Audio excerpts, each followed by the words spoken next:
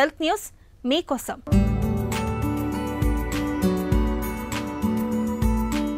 వయసు మీద పడుతున్న కొద్దీ శారీరకంగా, విషయగ్రహణ పరంగా, సామాజికంగా బాగుండడం చాలా ముఖ్యం. అప్పుడే వృద్ధాప్య ప్రక్రియ సజావుగా సాగుతున్నట్లు లెక్క. అయితే దీని విషయంలో రోగనిరోధక శక్తి దృఢంగా ఉండాలనే మరో కీలక అంశాన్ని శాస్త్రవేత్తలు ఇటీవల గుర్తించారు. రోగనిరోధక శక్తి దృఢంగా ఉండడం అంటే ఫ్లూ వంటి ఇన్ఫెక్షన్ల నుంచి బయటపడి తిరిగి ఆరోగ్యంగా ఉండగలిగే సామర్థ్యం అన్నమాట. ఇది లోపించడం ఆరంభమైన వారితో పోలిస్తే మంచి సామర్థ్యం గలవారు 15 సంవత్సరాలు ఎక్కువగా జీవిస్తున్నట్లు university of Texas health science సెంటర్కు చెందిన తాజా అధ్యయనం సూచిస్తుంది. ముఖ్యంగా మధ్య వయసులో రోగనిరోధక సామర్థ్యం బాగుండడం అనేది ఎక్కువ ప్రభావం చూపుతున్నట్లు తేలింది. సుమారు 70 ఏళ్ల వయసులో దాదాపు చాలా మందికి రోగనిరోధక శక్తి తగ్గుముఖం పడుతుంది.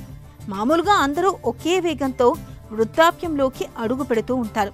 కానీ ఎదురయ్యే జబ్బులు, సమస్యలే భిన్నంగా ఉంటాయి.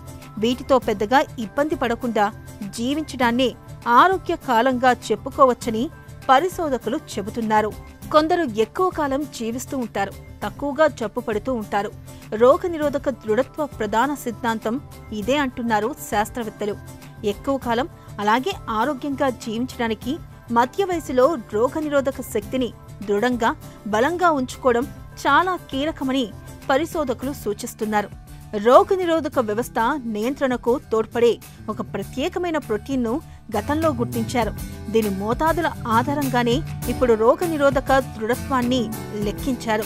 దీని ప్రకారం 40 ఏళ్ల వయసులో రోగనిరోధక శక్తి బలంగా లేని వారితో పోలిస్తే బలంగా ఉన్నవారు ముందు 15 సంవత్సరాల కాలం ఎక్కువ ఆరోగ్యంతో జీవిస్తున్నట్లు తేలింది.